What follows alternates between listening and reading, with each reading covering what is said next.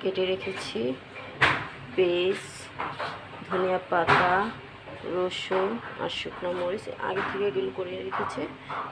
এখন আমি এগুলো ভেজে করব ডিমের ভর্তা।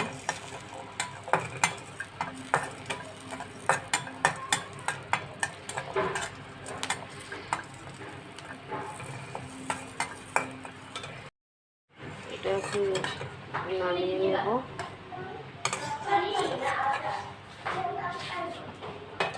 এখন দিয়ে দেব শুকনো মরিচ,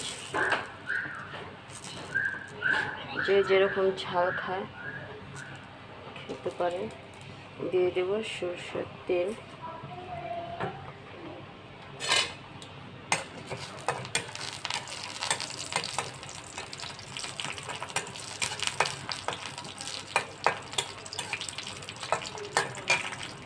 হয়ে গেল মরিচ ভাজা।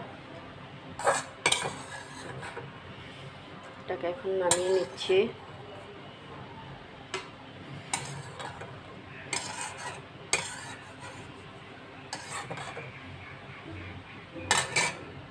হয়ে গেল, যে এখন আমি ডিমের ভর্তা তৈরি করব।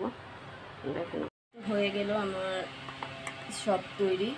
এখন হালকা একটু লবণ দিয়ে নেব, পরিমাণ মতো লবণ দিয়ে চেটকে নেব রসুন সহ। এমনি পেঁয়াজ দিয়ে খেলে, ডিম দিয়ে খেলে ডিমের গন্ধই আসে, এটার জন্য আমি রসুন দিয়ে নিলাম। ডিমের গন্ধটা লাগবে না ডিমের ভর্তা। শুধু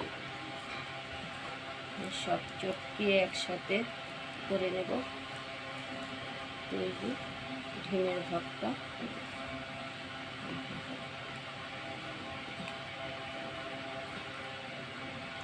এইভাবে খেলে কিন্তু আরেকটা মজা, কিন্তু আমি ডিম দিয়ে খাবো, সেটার জন্য তৈরি করতেছি ডিমের ভর্তা।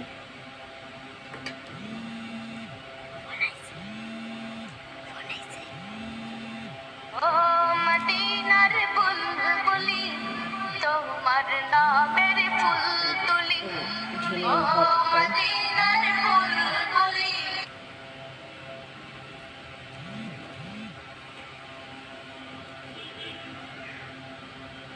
দিয়ে দিলাম সরষের তেল।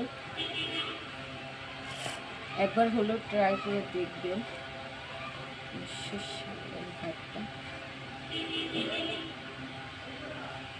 হয়ে গেল আমার ডিমের ভর্তা। দেখেন বলে